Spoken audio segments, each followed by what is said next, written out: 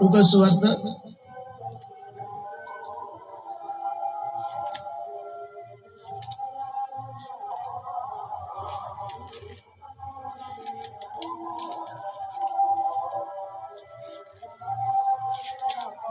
లూకా సువార్త 2వ అధ్యాయం చెప్పినటువంటి విషయాలన్నీ లూకా సువార్త 2వ అధ్యాయము 21వ వచనం నుంచి ఆ అధ్యాయంలో భక్తులైన లూకా గారు రాశారు. ఇలా ఆ శిశువునకు సున్నతి చేయవలసిన 8వ దినము వచ్చినప్పుడు గర్భమంద ఆయన పడక మునుపు దేవదూత చేత పెట్టబడిన యేసు అను పేరు వారు ఆయనకి పెట్టింది. చూసారా, దేవుని ఆలయానికి తీసుకొచ్చారు. ఒకటి ఆ రోజు జనవరి 1. రెండవది దేవదూత చేత పెట్టబడినటువంటి యేసు అనే పేరు నామకరణం ఆయనకి పెట్టారు. రెండవది అదే రోజు జనవరి 1.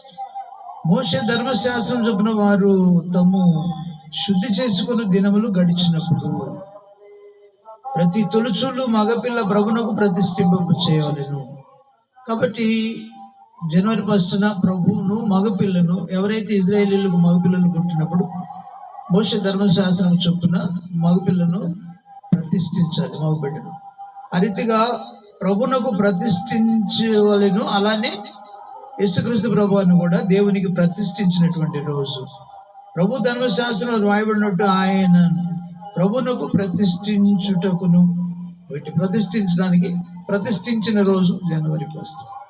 అందువలన మనం కూడుకుంటున్నాం. ప్రభు ధర్మశాస్త్రం ముందు చెప్పబడినట్టు భూవల జాతనైన 2 పావురపు పిల్లలైన బలిగా సమర్పించుటకును వారు ఆయనను యెరూషలేము తీసుకొని పోయి, అది ప్రియులారా గమనించండి, మొక్కుబడి చెల్లించినట్లు. మగబిడ్డ జన్మించినప్పుడు వాళ్ళు ఆచరించవలసినటువంటి ఆ యొక్క మరి బలి కానీ లేకపోతే అర్పణ కానీ చెల్లించినటువంటి మొక్కుబడి చెల్లించినటువంటి దినం జనవరి 1. కాబట్టి ప్రియమైన వాళ్ళారా తీసుకొచ్చి యెరూషలేము తీసుకొని పోయి, యెరూషలేము నందు సుమియోను ఒక మనుష్యుడు ఉన్నాడు. ఎవరున్నారంటే యెరూషలేము నందు సుమియోను ఒక మనుష్యుడు ఉండెను. అతడు నీతిమంతుడును భక్తిపరుడునై ఉండెను. సుమియోను భక్తుడు యెరూషలేము దేవాలయంలో ఉన్నాడు. ఇతనంట అతడు నీతిమంతుడును భక్తిపరుడునై ఉండెను. ఇశ్రాయేలు యొక్క ఆదరణ కొరకు కనిపెట్టు. ఇశ్రాయేలును విమోచించేటువంటి విమోచకుడు వస్తాడని, మెస్సీయ వస్తాడని ఎదురు చూస్తున్నటువంటి వారిలో సుమియోను కూడా ఒక మంచి భక్తుడు, నీతిమంతుడు, భక్తిపరుడు. పిల్ల రైతును కనిపెడుతును ఇశ్రాయేలు యొక్క ఆదరణ కొరకు. ఎప్పుడు వస్తాడా, ఆయన ఎప్పుడు విమోచిస్తాడా, ఎప్పుడు ఆదరిస్తాడని ఎదురు చూస్తున్నటువంటి వాడుగా దేవుని లేఖనాల్లో మనం చూస్తున్నాం. పరిశుద్ధాత్మ అతని మీద ఉండేది. మరి విషయం ఏంటంటే సుమియోను మీద దేవుని ఆత్మావశ్యుడై ఉన్న ఆత్మాభిషేకం ఉందని అర్థం. అతని మీద నుండెను. అతడు ప్రభు యొక్క క్రీస్తును చూడక మునుపు మరణము పొందడని అది దేవుడు వాగ్దానం చేసింది. ప్రభు యొక్క క్రీస్తును చూడక మునుపు మరణం పొందడానికి పరిశుద్ధాత్మ చేత బయలుపరచబడి ఉండెను. ముందుగానే బయలుపరిచాడు భక్తుడైనటువంటి సుమియోనుకు, నీతిమంతుడైన సుమియోనుకు, దేవుని ఆత్మచేత నింపబడిన సుమియోనుకు ఆత్మచేత ముందుగానే బయలుపరిచాడు. ప్రభు యొక్క క్రీస్తును చూడక మనకు నీవు మరణం పొందవని. కాబట్టి దేవుని ఆలయానికి తీసుకొచ్చారు. ఇప్పుడు ప్రియులరా గమనించండి, ఆత్మవశుడే అతను దేవాలయంలోనికి వచ్చును. అంతట ధర్మశాస్త్రము చొప్పున ఆయన విషయమై జరిగించడానికి తల్లిదండ్రులు శిష్యు విషయం యేసును దేవాలయం తీసుకొని వచ్చినప్పుడు అతడు తన చేతులు ఆయన ఎత్తుకొని దేవుని స్తుతించి, నాదా, ఇప్పుడు నీ మాట చొప్పున సమాధానంతో నీ దాసును పోనిచ్చున్నావు. అనుజనులకు నిన్ను బయలుపరచడానికి వెలుగుగాను, నీ ప్రజలైన ఇజ్రాయేలుకు నిబంధన మహిమగాను, నీవు సకల ప్రజలు ఎదుటని సిద్ధపరిచిన నీ రక్షణ నేను కనులారా చూచితిని.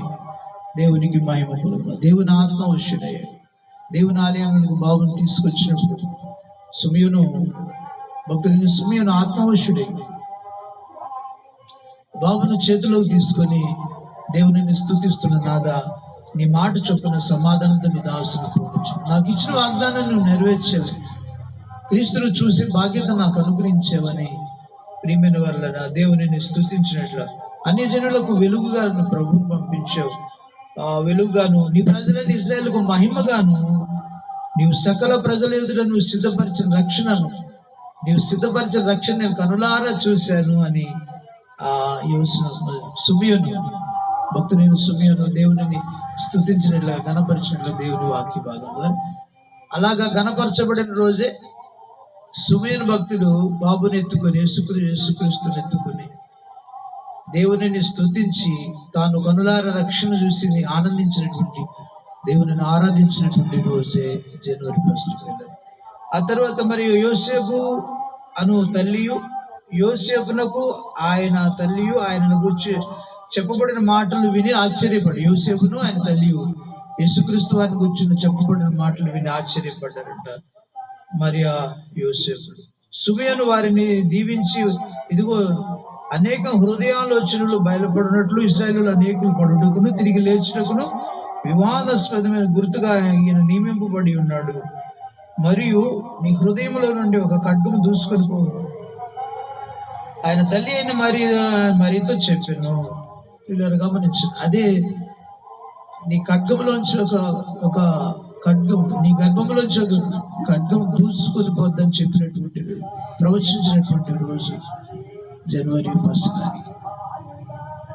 యేసు ప్రభువుని గురించి సుమియోను ప్రవచించాడు. ఏమనంట?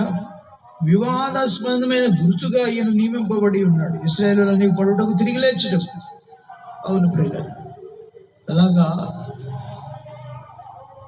ప్రవచించినటువంటి రోజు యేసుక్రీస్తు ప్రభువుని గురించి సుమియోను భక్తుడు ప్రవచించినటువంటి దినం జనవరి 1. కాబట్టి మనం కూడుకుని ఆయన ఆరాధించడానికి వస్తున్నాం. నెక్స్ట్ ఇంకొక విషయం ఏంటంటే, ఆయన తల్లి అయిన మరి ఆయనతో చెప్పాను,